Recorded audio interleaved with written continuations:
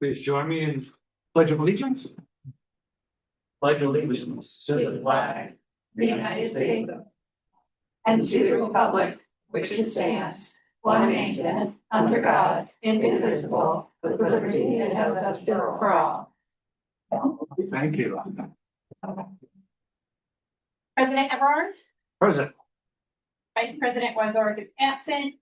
Secretary Zeller. Here. Treasurer Zimmerman. Present. Trustee Brady. Here. Trustee Lady. Yes. And Trustee Zurich. Here.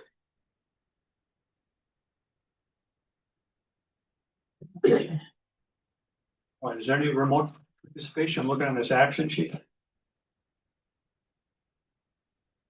Public comments, was any, I'm not Any- seeing any raised hands online. anyone in the room? All right. Move on to the highlight of the evening, bison grazing presentation. Brenna, Are you all ready? we are, Okay. we're excited. So, Christy, are you doing the slides? Elizabeth? Okay, I'll let you know. Well, good evening, everyone. As you probably know, I'm the working lands ecologist here at the district. And that means that in addition to managing the hunting program, which I was here for last month, I monitor and manage the farmland owned by the district that's currently in agricultural production and leased to local producers. That leased land includes about 120 acres of grassland currently being grazed by bison at Pleasant Valley Conservation Area. And we are in year 5 of studying the impacts of having bison on the landscape and continuing to see wins for wildlife, as well as intense public interest around this program. So tonight I'll be providing updates on the monitoring and management that's happening, as well as the community outreach and response as well. So before I dive into the bison updates, I will just remind everyone that of the more than 25,900 acres protected by the district, about 20% of those acres are currently in agricultural production. Most of these agricultural uses serve as a beneficial partnership and land management strategy until the district can successfully restore the farmland. We work with about 50 different producers who help create a balance between keeping the district's farmland productive and preserving or restoring its ecological health and function. Currently, about 4,000 acres are in row crop production, about 400 acres are in hay production, and about 300 acres are grazed by goats, cattle, and sheep, or bison. And the rest of the acres in the farm program are field borders, filter strips, and grass waterways that help keep soil in place and protect water quality. So the district began working with Rooter Bison in 2021 to reintroduce bison as a grassland management tool at Pleasant Valley. And the goals of the bison grazing initiative were to improve habitat for grassland birds and other wildlife, study the impacts of bison on the landscape, mitigate the effects of climate change, and provide opportunities for the public to learn about the benefits of these animals to both agriculture and conservation. And before I provide updates on the project, I just want to provide a little bit of context as well. So tallgrass prairie is one of the most endangered ecosystems in the world. It's declined from being 60% of Illinois to 0.01%. And most of the grasslands in Illinois today are not prairie, but land associated with agriculture. And these cultural grasslands include pastures and hayfields. And while they're generally dominated by non-native plants and are far less diverse than prairies, they are also the last strongholds for declining grassland bird species. Grassland birds have seen the most severe population declines of any group of birds in North America due to the loss and fragmentation of grassland habitats, as well as the decline of insect populations. 7 species of grassland birds are known to frequently nest on district sites, and 5 of these species are listed as species of greatest conservation need, or SGCN, in Illinois. And these species, which are the grasshopper sparrow, eastern meadowlark, bobolink, henslow sparrow, and dickcissel, they all need large tracts of grassland habitat. And bobolink populations have declined at an especially alarming rate, nearly 70% since the 1970s, and are at risk of being federally threatened. So the district supports grassland bird populations through our breeding bird surveys, as well as our habitat restoration management. The district has protected thousands of acres of grassland habitat, and we manage these habitats with mowing, prescribed burns, and invasive species control. But bison provide many benefits to the land that we can't provide with these tools. Because prairies evolved with bison, and for thousands of years, bison have survived and thrived in North America, where they played a keystone role in the ecology of prairies and grasslands. And so they really are a critical component of managing these ecosystems. Bison are more selective in their foraging habits than cattle. They favor grasses, or wildflowers, or forbs, which you can see in this photo of the prairie at the bison ranch. So the wildflowers are all lush and green, while the grasses in the foreground have been munched down. And these grazing patterns and preferences, they create more structural diversity in the vegetation, which is also very attractive to grassland bird species. Bison provide soil health benefits by recycling nutrients through their urine and manure, which increases biodiversity in the soil. It builds organic matter and improves infiltration. Organic matter also captures carbon in the soil, keeping it locked in the land rather than in the atmosphere where it climate change.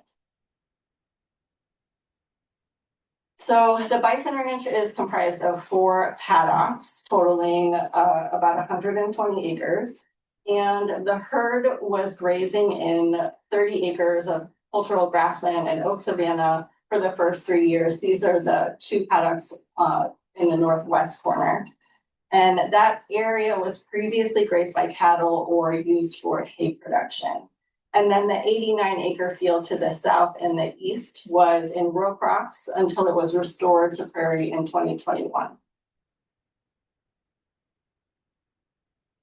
And after 3 years of growth and management, the restored prairie was robust enough then to introduce the bison onto that part for those paddocks. So the rooters brought 6 bison in December of 2021, and since then the herd has fluctuated between about 15 to 20 animals, during the first 3 years on that 30 acres. And then in October of 2024, we expanded the pasture. They could graze the whole 120 acres, but the herd size hasn't really increased beyond that 15 to 20 animals. As you can see in this photo, we've also had calves born every summer, which was a bit of an unexpected result of maintaining a young herd. We expected they could not breed because in the wilds, they don't breed until they are 6 years old. And these animals are all 2 to 3 years old. But turns out when there's no mature bull or dominant bull or cow keeping them in line, nature takes the course. And no one has been terrible. So to assess the impacts of grazing, we are monitoring changes in the vegetation with quadrat surveys to assess changes in ground cover and visual obstruction readings using a Robel pole to assess changes in the vegetation structure or height. And these are our sampling points on the right slide. We have 5 years of vegetation height data for the 30-acre grassland and 2 years for the restored prairie. So the dark green dots are the individual data points and the light green bars are the average of those points. And the 2021 data was collected before the bison were introduced to Pleasant Valley. So since the bison have been grazing, the vegetation has become more variable in height, creating that structural diversity that grassland birds prefer. And so last year, the average height of the vegetation in the cultural grassland was 28 inches compared to 44 inches in restored prairie. And that's just because it's still a young prairie. There are a lot of tall grasses at So can you hit the play on this video? Thank you. We're also monitoring the wallows that they've created and how those are changing from year to year. And this is one of the largest wallows that they have created. And what's interesting about this spot in particular is that it is where hay feeder for the cattle used to be. And so looking at it, the soil was just really fluffy and fine, full of organic matter. So the next slide for me, please. So that this is an aerial photo from 2018. So what we can probably assume is that there was a lot of manure around this area, making it higher in organic matter content. So this is when cattle were still grazing it in 2018. And what I see when I look at this picture is a lot of soil disturbance and a very homogeneous vegetation structure. Everything was really short. If you go to the next slide, this is from 2025, and it's a much different picture, right? There's a smaller footprint to that soil disturbance and much more variation in the plant heights. You can tell that just aerially. And that's exactly what we wanted to see for the grassland birds that we were looking to support. So the past 3 years of grassland bird surveys at the Bison Ranch have detected bobolink, big thistle, eastern meadowlark, and savanna sparrow utilizing the site. And the bobolink response has been particularly interesting. So for the past several years, we have been doing surveys in the hayfield west of the bison pasture. And this is a cultural grassland that's been hayed for decades. So the orange outline is the fence for the bison ranch. And then those 3 yellow dots to the west along Pleasant Valley Road are the hayfield. And that field can only be hayed once per year between August 1st and September 15th. And based on our survey data, the field has been providing breeding habitat for bobolinks for a number of years. Slide. So this graph shows the bird densities in the hayfield. And in 2024, it wasn't surveyed last year, unfortunately, but in 2024, the bobolink densities were about 1.2 birds per acre, which doesn't really sound like a lot, but actually this is one of the higher bobolink densities that we'll find on our sites. Next slide. So this is the bird survey data for the bison ranch just to the east. And in 2024, we observed the highest density of bobolinks that we've seen at any district site by quite a large margin. So over 4 birds per acre. And then the dick thistle densities were also quite high. So it seemed at that time like maybe grazing was creating an environment that was attractive to these birds, or those 2 species in particular, whether that's the vegetation structure, or maybe more manure was more insects were available on the landscape, so more food availability for the birds.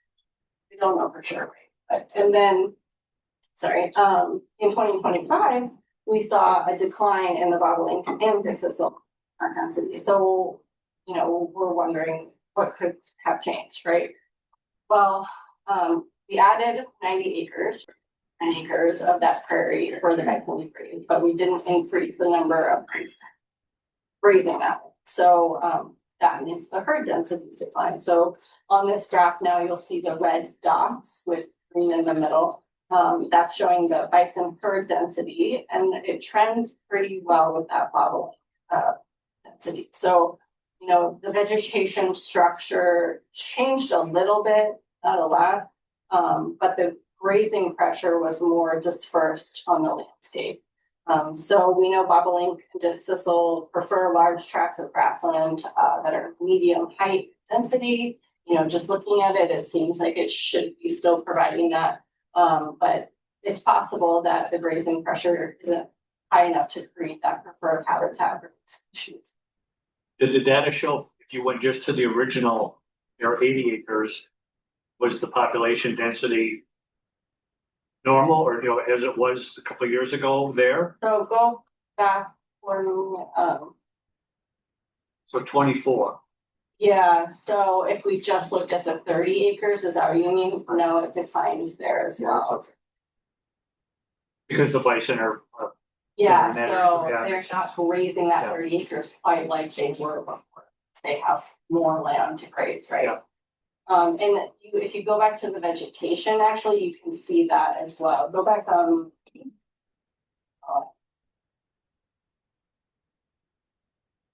sorry.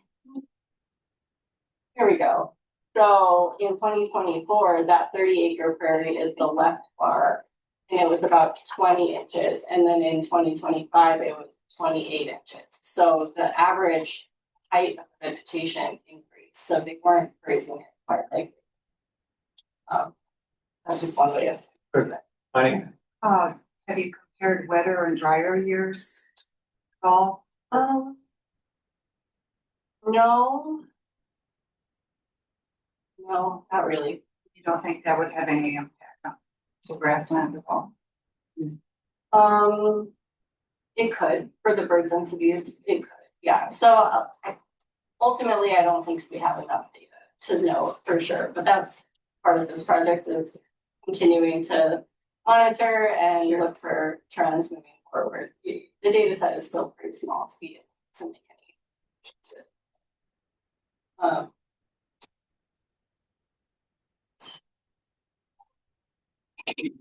so does it say that we need more bison? Actually, that's a nice story, but yeah. So this is just a nice photo of a bobolink there in the foreground in the bison pasture that I took last spring. One more time for me.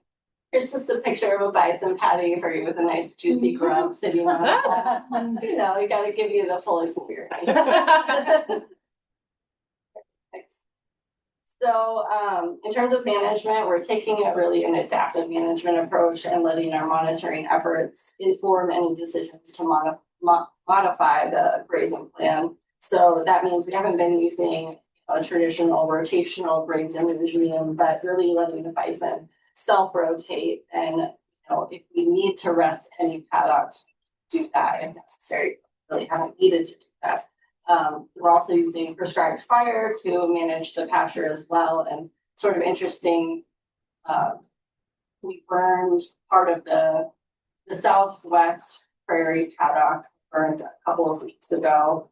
And every time I've been out there since then, bison have been in that burned prairie because that fresh green growth is coming on strong since that black ground is forming up faster. And so that's really like the concept of catch burn grazing is, burning these portions of the pasture and the herd self-rotates to these areas that are growing after a burn.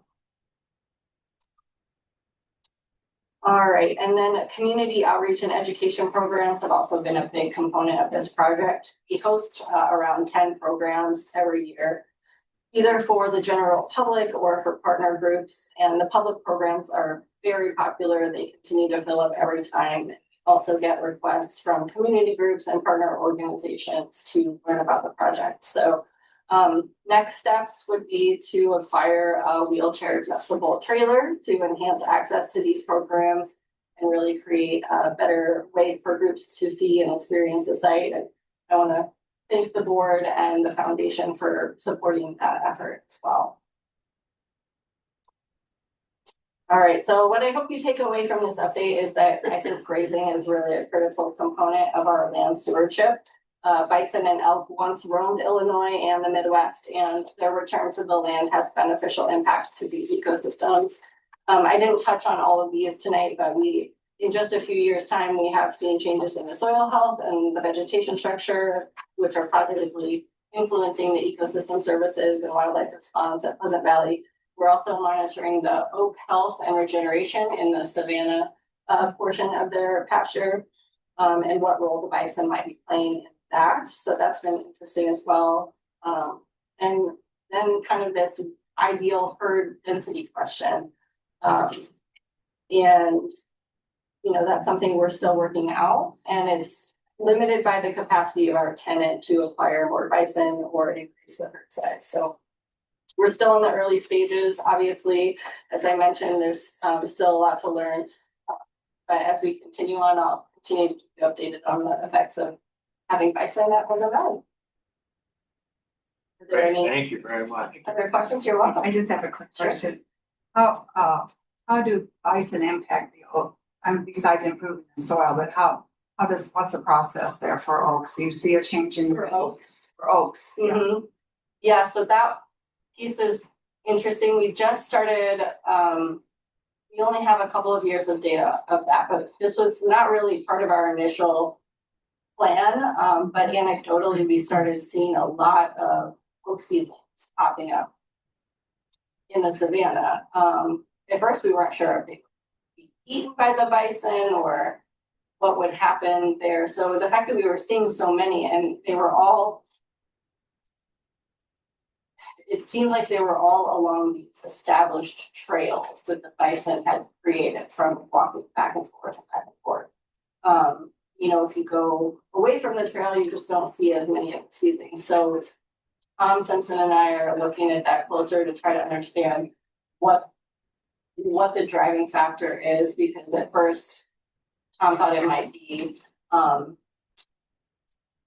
blue jays or squirrels or something utilizing that bare ground as a path of least resistance to bury the acorns, but it seems like maybe that's not the driver, because we're not really seeing any squirrel activity or and the acorns aren't necessarily buried. So right now, my working theory is that all of the acorns that are falling under these trees and along these trails are getting trampled, and then that hoof activity is, you know, pushing them into the ground. So it's regeneration that you're seeing. yeah. Yeah, you're welcome. Had you been tracking from the beginning of total species of flora and fauna and see? We did do a plant inventory prior to the introduction of bison. And so there were something like 90 species in both the cultural grassland and the prairie. I don't think that we've done a follow-up inventory yet, but that'll get done at some point. And is the goal to write a white paper or something at some point when you get enough data that, you know, you can 7 points above a median to say it's a pattern? Possibly. There's also been talk of kind of collaboration and maybe putting together some sort of bison symposium, because we do have partners now that are incorporating bison grazing into their land management strategies at King County, and Fermilab has bison. So it would be interesting to create an opportunity to share what we're seeing conservation organizations in the region. Exciting stuff. We really appreciate all you're doing, so. Happy to do that. Thank you for having me. Thank you.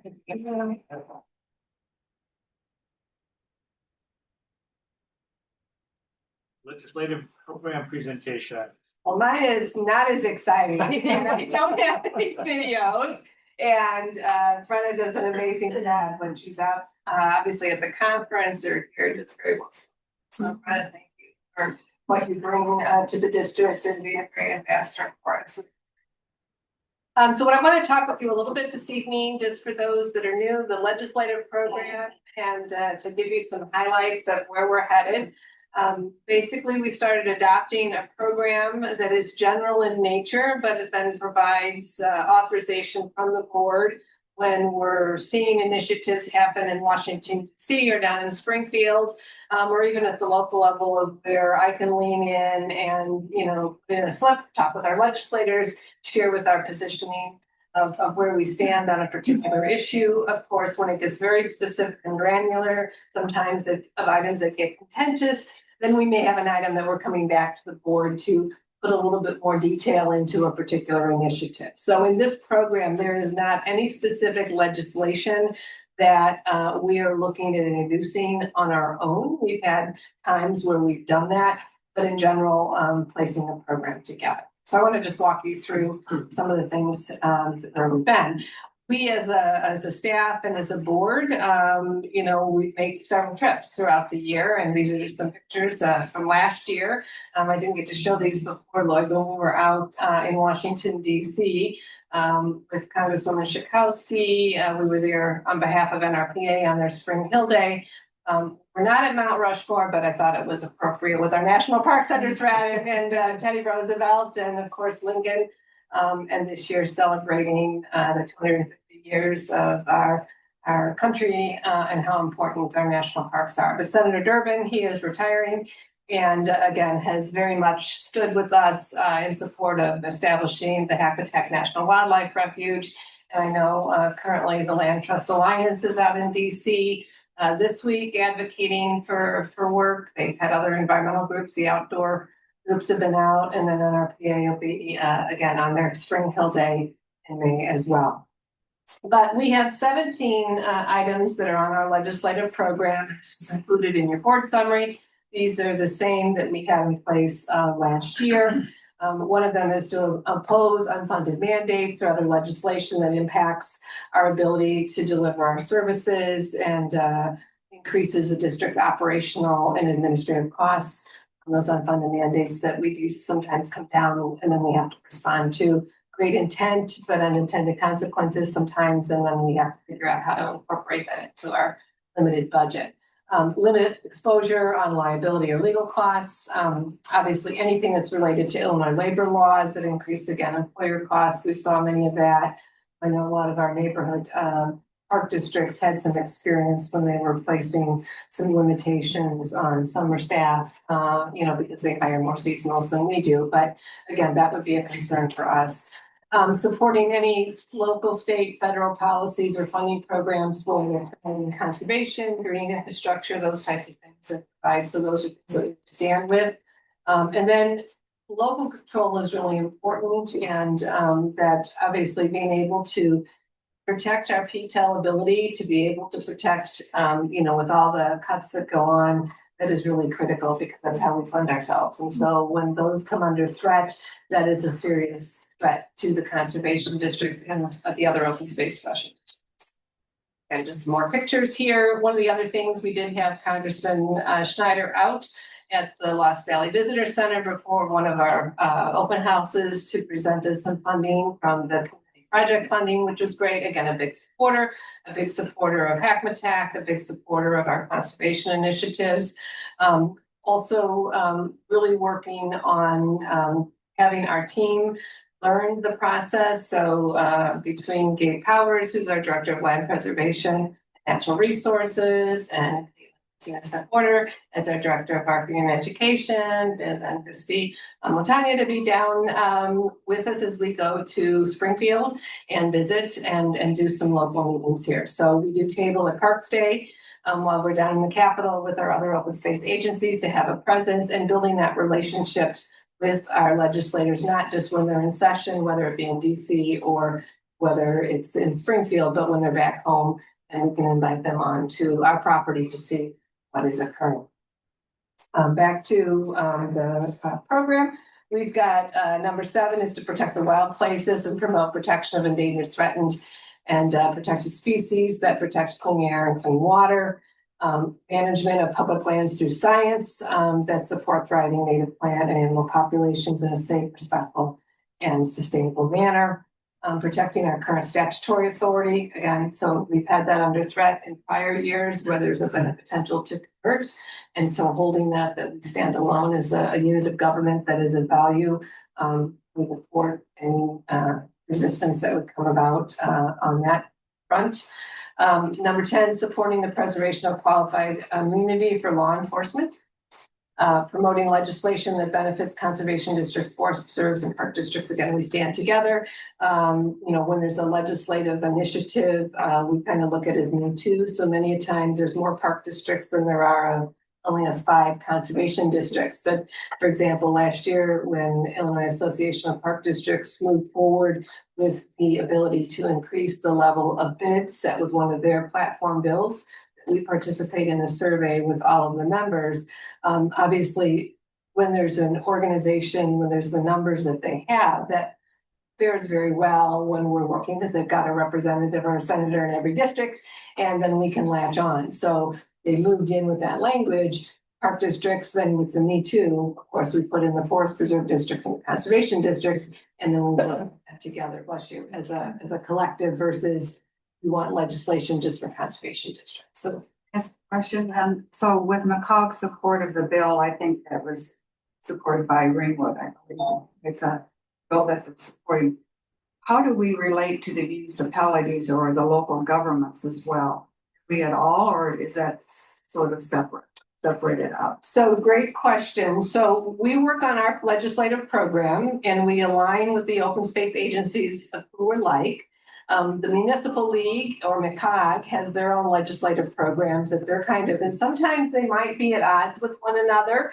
They're not necessarily always aligned. So our representatives at IABD, and that could be the same with the Illinois Environmental Council, with how there's different positions. So that's why we have to track legislation of looking at all those factors, because what may be something that may be okay for another part of the state based on what they have going on locally, we may have a little bit of a different position based on where we'll be.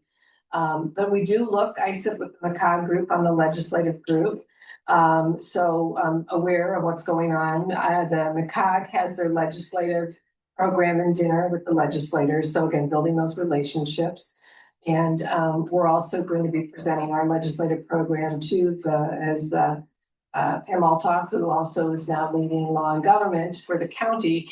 At the May meeting, we will be presenting our legislative program through them. So when there's the ability to bring us all together with our legislators, we're at the table as well and representing the conservation community from that perspective.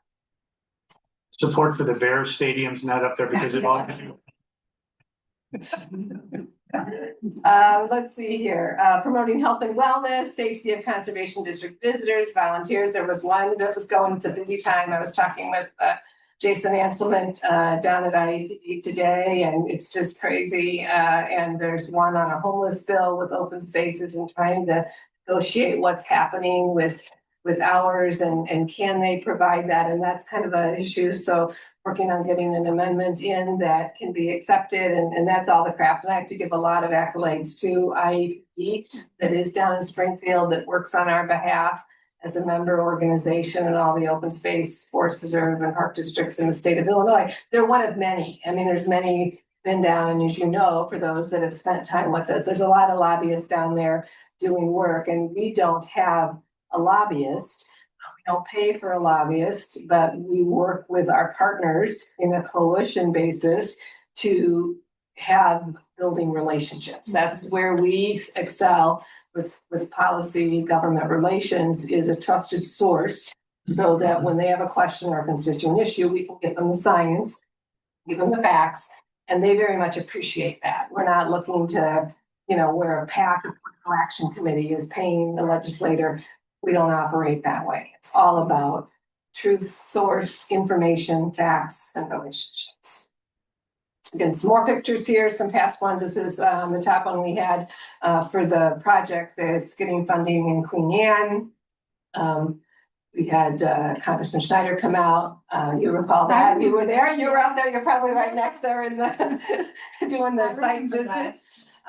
We do training. So when we're down in Springfield, they run a legislative conference, and Nora will be joining us for that as well. So we hear from different legislators kind of what's going on, but some approaches of research that's been done for our work. And then just meeting locally. Those of you, Heather, you were at our breakfast that we had most recently in Vernon Hills.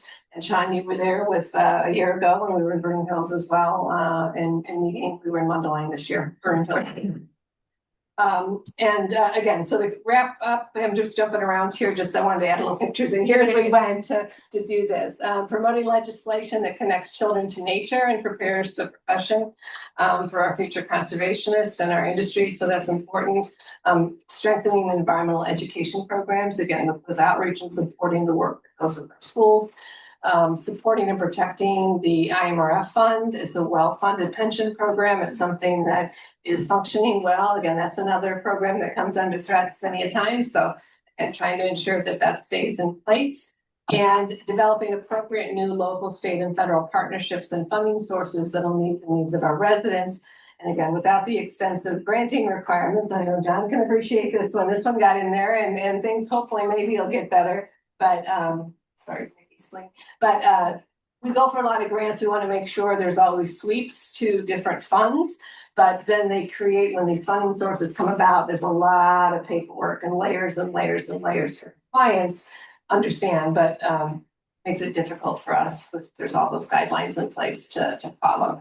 And then any funding that will help us for operations, maintenance, habitat restoration for resiliency. So there's nothing that when we present this program, I think is polarizing. It sounds all good.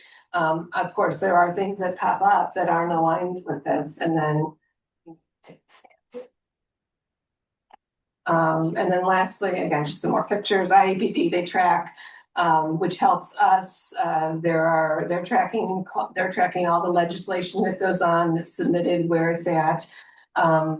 We also, with the Illinois Environmental Council, they run regular meetings and groups on a variety of issues. And so there's an opportunity if board members would like to sit on any of those calls. I do sit on several to know what's happening. Again, just another group of perspective, understand what's going on, and just many different outreach events and activities for you as board members. You know, in our role, and what's really important is many of you didn't run for election, you've been appointed, but you are our appointed elected officials. So when we're meeting with our elected officials, county government, local municipalities, our state elected officials, our federal elected officials, I very much appreciate having a board member join me or join the staff in presence to be there, as you are our individuals is really important. Representing. And you're representing that. So again, I'm here to help support that, to facilitate, and for you, when there's meetings that are scheduled, that you make yourself available. That's extremely valuable and grateful. The other thing here, I wanted to show you. Did I get it?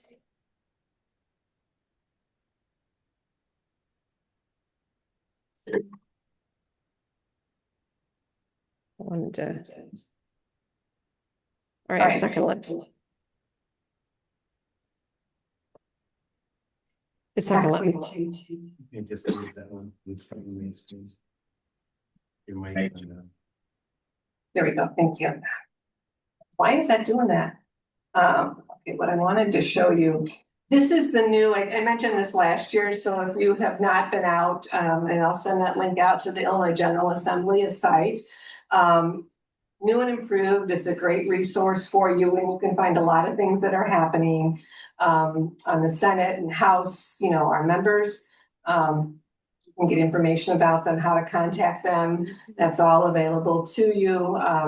You can see what committees are happening and the bills that they are hearing as they're going through their first and second reading before they cross over to the other chamber.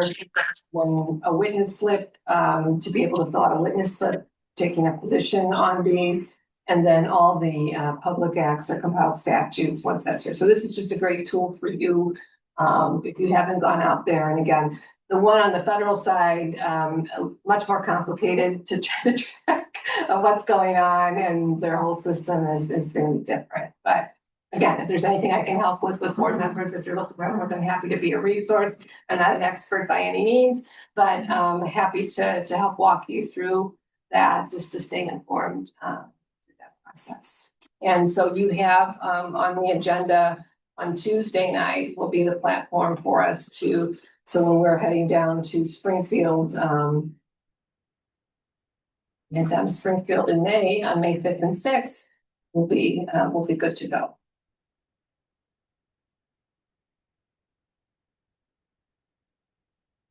That's all I have. Any questions? This is one last one. And that's it. All right. Thank you very much. Thank you. Let's see, before old business, we have John. Vision for 2040 and beyond. Let's see, try to make this interesting. I've been kind of repeating the same thing because it is a slower process. But in general, we've moved, we're still in the community input gathering phase. But we sort of transformed a little bit, and now instead of inviting them to come to us, we are now reaching out to them. And that's coming in two different forms. One is these pop-up events that the Upland design team is going to. They're going out to where the people are to, engage them and go through a little small survey that they're doing. So we have 3 of those left. I think I reported on where they are. They're going to be in conjunction with Conservation District, or 2 Conservation District events. And then one that's sponsored by Crystal Lake called Pedalpalooza. It's a typically very popular, fun event using bikes to go around and see some of the cool things that McHenry County has. So that's again, we're going to where they are at this point. The second big phase of that, we're going out to them to find out what the community wants, is the survey that's going to be out there. I can happily say that I think Monday, Elizabeth and I put our final stamp on it. We went back and forth with the Acuity team. That's one of the contractors that's working with Upland. We went back and forth many times with the staff team and them. And we have this thing zeroed right in and completely designed and ready to go. They're now taking that and getting it ready to go out in the street. I had asked Elizabeth before, what does it mean to go out on the street? And then I went and I grabbed a proposal. I found, what it actually means, to take a survey. Now that we've got that done, what does it mean when it goes out there? And they wrote a very interesting little couple paragraphs of it about it's a multi-opportunity approach.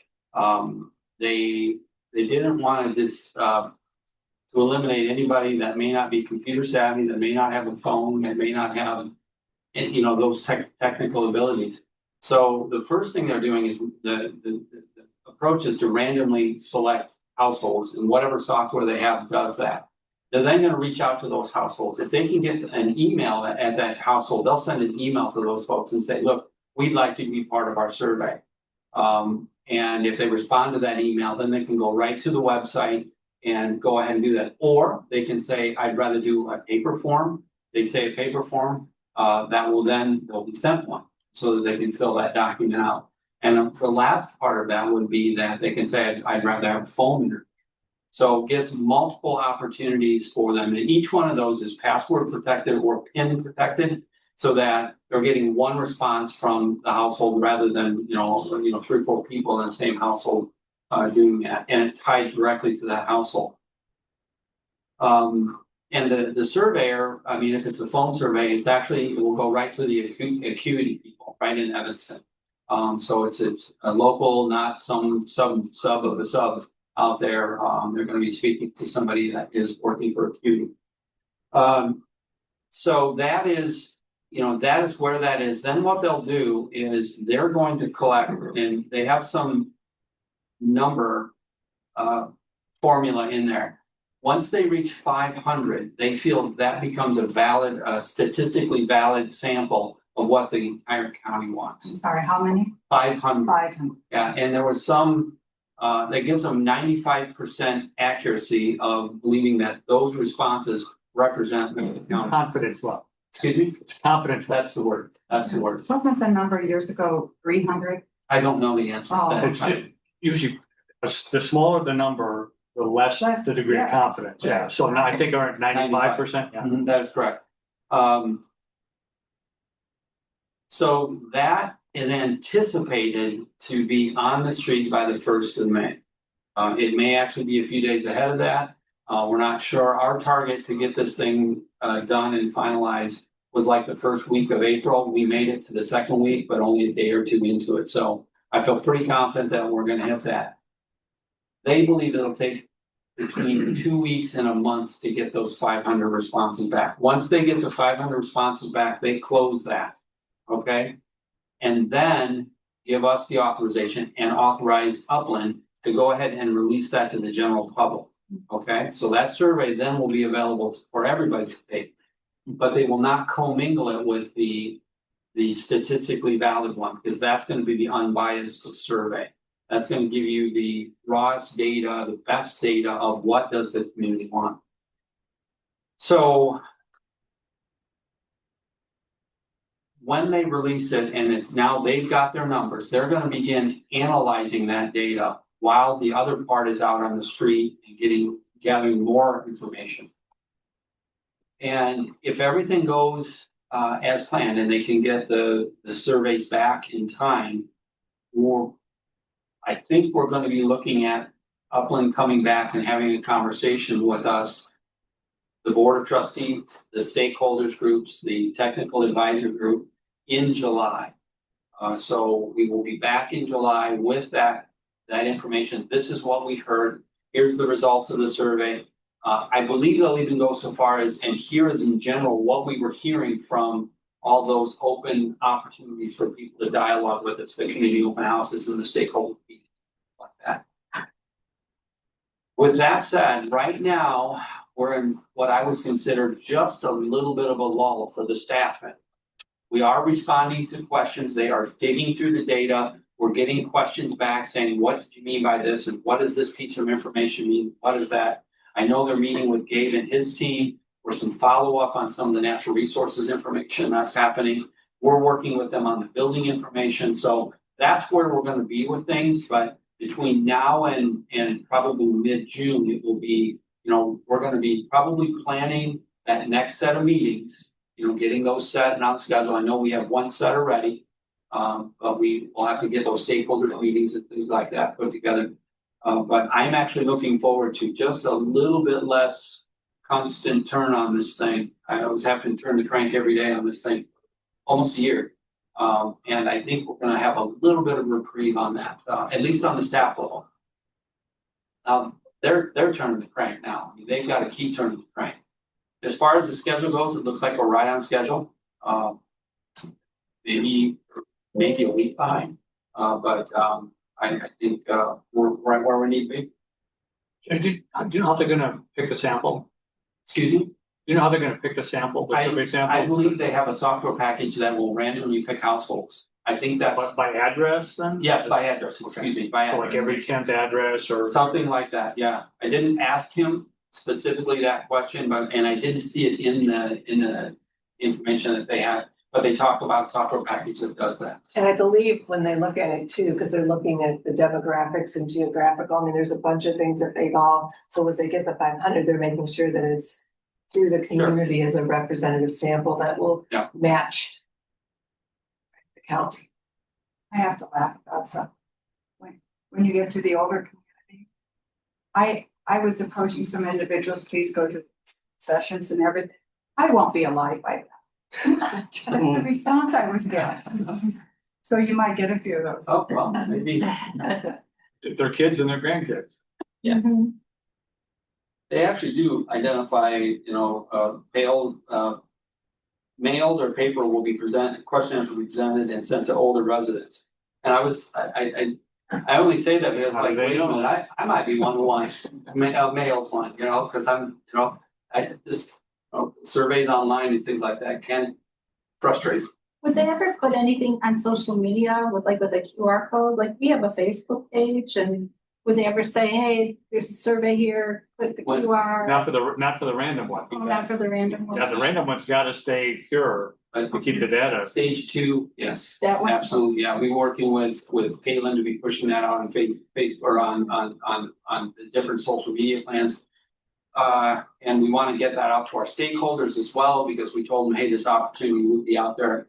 And the second stage of that is, for lack of a better phrase, the opportunity to stuff the ballot box. Get all of your friends that do whatever. Let's say I'm a snowmobiler. I can tell all my snowmobile friends, go ahead and submit that and fill out that thing, and fill it out multiple times with different names. So still important information, okay? But that's statistically valid, random, with 95% accuracy. That's the one that really will show, I think, you folks what the community wants, and us. If you don't handle it right, you get the Dewey defeats Truman. So the front page of the Chicago Tribune, it's famous, and the reason for it was when they went back to determine what was faulty with their sample size was not everybody had phones. They did a phone a phone survey. It was, Uh-huh. they would call and say, Yeah, who do you sure. plan to vote for? And then they chalked it up. Wow. And what they found out was the people who were more likely to vote for Dewey didn't have phones. So that was the flaw in their sampling.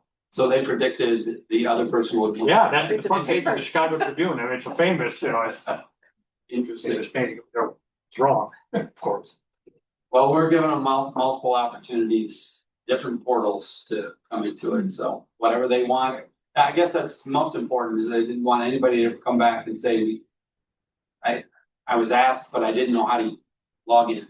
I didn't know how to use the system, they got multiple opportunities. Multiple portals. All right, thanks. Any questions for John? All right, carry on. Thank you. Thank you. All right, new business. Are there any items on the agenda that anyone wishes to close out? All right, agenda is, It's a big agenda that you're just to highlight just several things that you have, not to take up time, but I just think while we're here, if I could just highlight, so we've got, we talked about the legislative program. There's a fund transfer from general ledger account that was there to transfer funds. So that needs to occur. We've got the hunting directive, which you saw last month. So this just brings that forward. So we're set in motion. A change order for the Prairie Trail wayfinding signage and opportunity with the grant to be able to pick up donor sponsored signage. And while that grant is still there, to have that covered at the percentage. So that's a great alignment to move forward with that.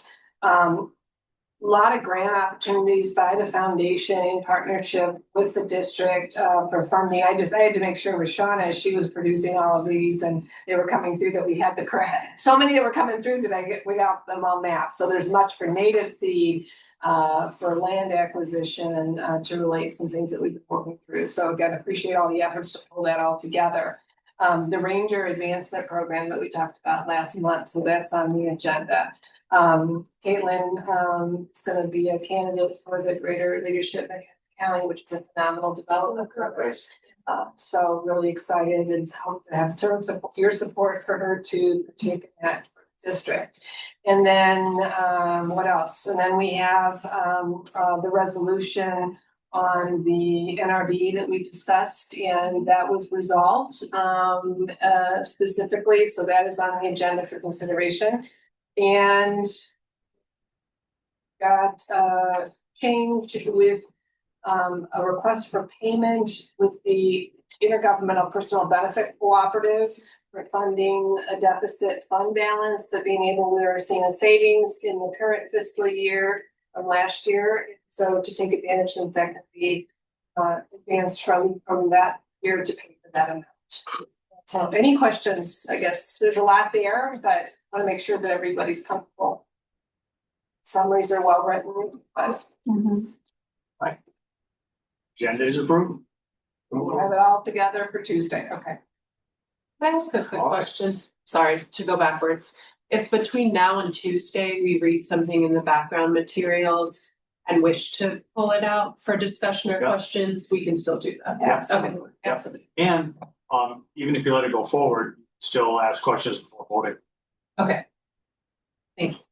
Yeah, you can pull anything off the consent agenda. We highlight it here Yes. since if there's discussion or items Yeah. that always. All right, Elizabeth, you're up. Oh, I'm up again here. Oh Get my ready goodness. for it. All right, just three highlights here, what I've got for you. I did want to read, and I can pass it around here and place it up. I got a beautiful letter from the Hallensteins with former trustee emeritus Bill Hallenstein and one of our founders, and just said, "Dear Elizabeth Kessler of the Montgomery County Conservation District, thank you so much for your thoughtful letter recognizing Dad and his deep commitment to conservation. Your donation of a tree planted in his honor is a wonderful way to pay living tribute to him and is certainly appropriate. Appreciation for sharing with us your reflections on Dad's ongoing commitment to the work of the district and other groups working to preserve and support the natural environment." Chuck, Deborah, and Eric. So that was lovely. And so we had several of communications, but that was lovely to. Just a reminder from the foundation, a lot of work on the donor journeys, and I won't take the information that Heather will be sharing with you as our liaison, but there's just a request, if any trustees, I did send out a reminder today that you want to participate in the tour of the Bigfoot Woods Oak Legacy Project. We'd love to have you there, some of our donors, and that's on April 25th. It's a Saturday from 10 to noon. So I'd love to see you there. We were in the city yesterday for CMAP. Dr. Canizzo and myself were there. They launched the climate plan for the greater Chicago region, the Chicago Wilderness Alliance, as well as many of the conservation and environmental communities there. So I'll send that link out again if you're interested in that climate plan. But that is something as we look towards our initiatives, these plans, they've got their century plan, the county's plan, again, ensuring that we're kind of working collaboratively towards those goals where we can have local action on that.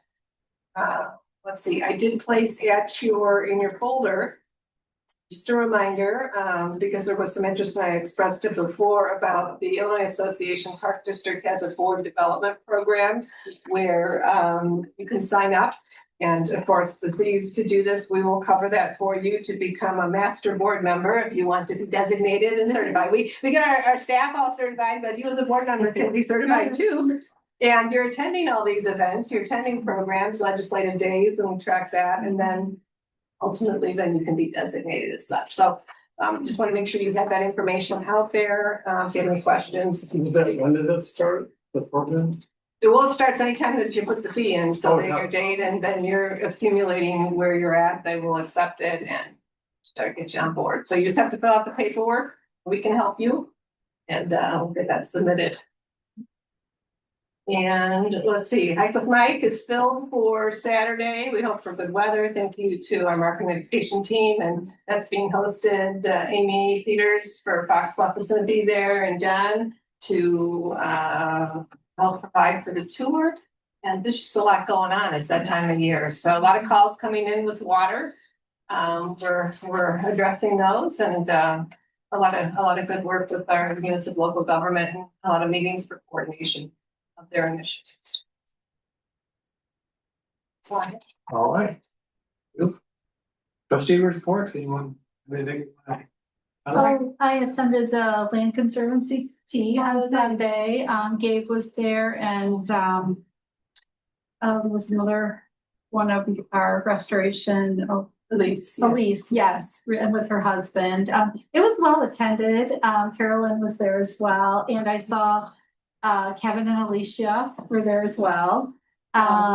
Really nice presentation about Land Conservancy. They talked about Bill Helstein, and he is a pioneer, and how he even pioneered the district and our board. So I appreciated the wonderful background on what he did.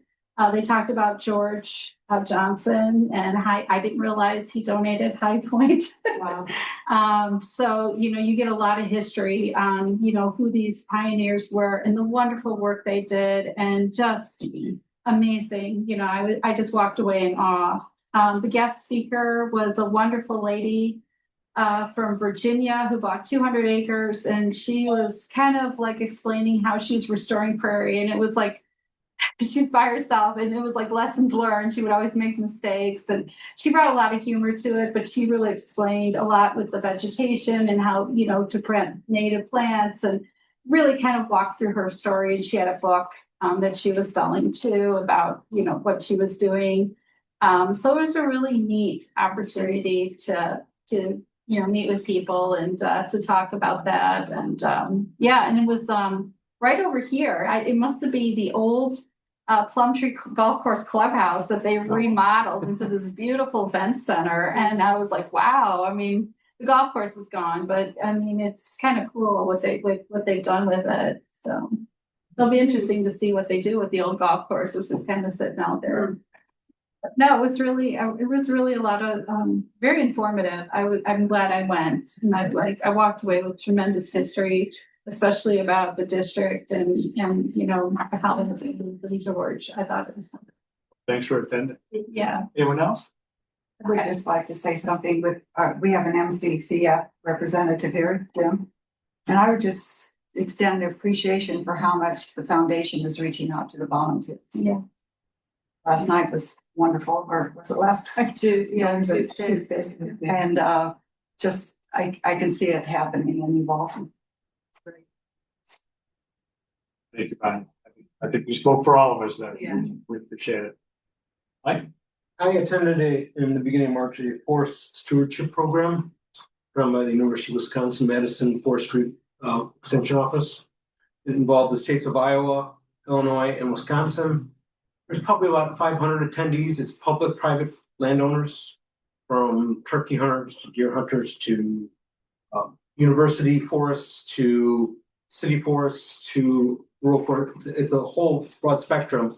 And what it was they had 2 general seminars for everybody during the day. And then you could break into separate sessions.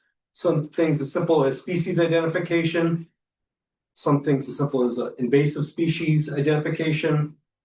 Some things about fluvial dynamics, which is how to restore river erosion problem issues, and some of the ways they do different burns, especially Iowa. A lot of it was mainly Wisconsin, Iowa, with a little bit of Illinois, but it had everybody and on how the different areas, especially in the driftless area of Wisconsin, do things quite a bit different than here. But it was quite a informative thing that I went to. No? I just wanted to say I was glad that they had their silent auction online. Oh, good. Did you bid? I bid and I won the consultation at your home with one of their experts on your garden.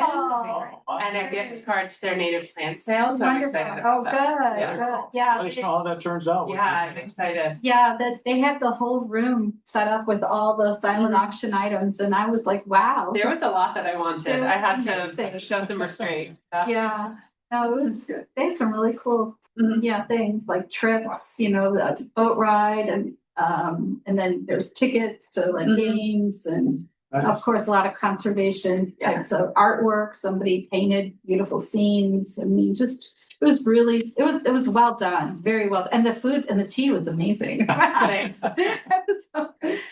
All right, what else? Hazels and Hebron. So. Yeah, I just wanted to say, this is on the agenda for next week. Just, recognize the staff and Sean and the foundation for that big list of grants grant applications that are going to go on. I mean, that is so much work, and I keep saying that because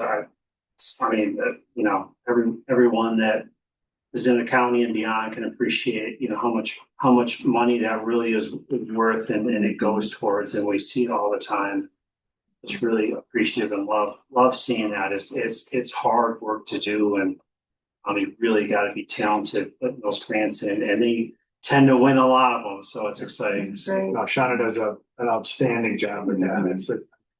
It's interesting to track, all the years and then how much the revenue went up once she got on board. So Yeah, so great agenda, but just wanted to recognize that. So appreciate it. One else?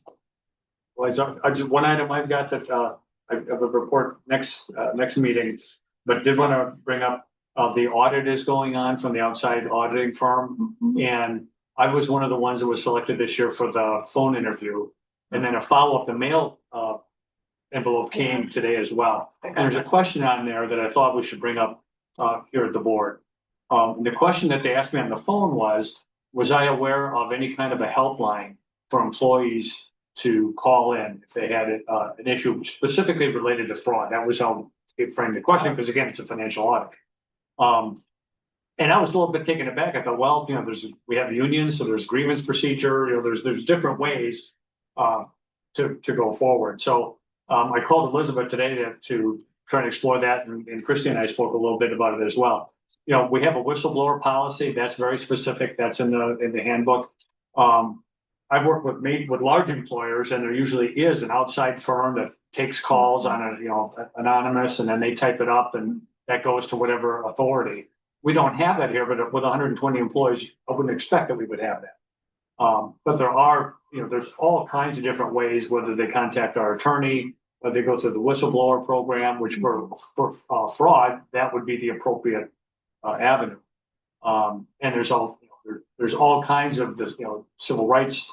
There's all kinds of agencies that people can turn to as well. So I only bring that up, when you ask the question, no, we don't have a dedicated helpline. We're too small for that, but there are definitely avenues for employees to raise issues and to get their, problems resolved. And we put in your folders, just so you had a copy, I mean, you're linked to our resource manual that has all our policies, but there's a lot of stuff there, but so we printed out several, just so you have at your discretion, so there's the ethics ordinance, the non-discrimination, anti-harassment, and the whistleblower policy are three good examples of the process, and then, of course, in the personal policy, there's a regular grievance procedure, but each of these has different levels to where, you know, if it's a direction of a staff to a supervisor, to myself as the executive director, or to a board member. Yeah. You know, I mean, so at all different levels, there's different ways to. And there is an anonymous, phone line for employee assistance program. So drugs and alcohol, addiction, Right. issues, Mental health. can call that and have protection. Okay. All right, public comments. Anyone in the room? Amelia, anyone on the line? I'm not seeing any raised hands online. Okay, thank you. All right. Can I have a motion to go into an executive session pursuant to 2C1 personnel, 2C2 collective bargaining, 2C11 probable and imminent litigation, and 2C21 review of closed session minutes of the Open Meetings Act? So, Thank you, Bonnie. Second, Sean? Secretary Zeller, Yes. trustee Brady, Yes. trustee Zurich, Yes. trustee Leahy, yes. treasurer Zimmerman, Yes. president Everard. Yes. Okay, we have no action after executive session this evening, but we do meet again next Tuesday. Thank you, everyone who is at home. We are back and it is 7:22. Ready for roll call? President Everard, Yeah, here. treasurer Zimmerman. Going back to. Yes. Oh, okay, present. Secretary Zeller, here, trustee Leahy, Yes. trustee Zurich.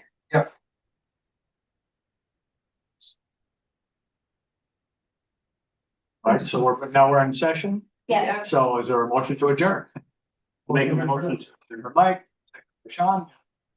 Okay, trustee Leahy, secretary Zeller, Yes. treasurer Zimmerman, Yes. trustee Zurich. Yep. President Everard, Yes. that's 23. Here, adjourn. Thank you so much.